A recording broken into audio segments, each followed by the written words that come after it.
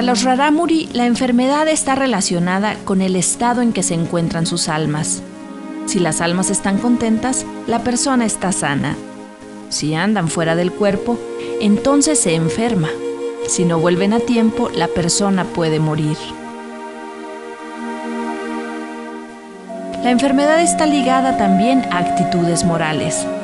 Pueden enfermarse por no cumplir con sus obligaciones o por haber sido empujados por seres malignos. Curar las almas es entonces una tarea fundamental. Para ello recurren a los owiruames. Ellos pueden saber si los padecimientos fueron causados por seres externos o si solamente son enfermedades del cuerpo que pueden ser curadas hasta por un doctor.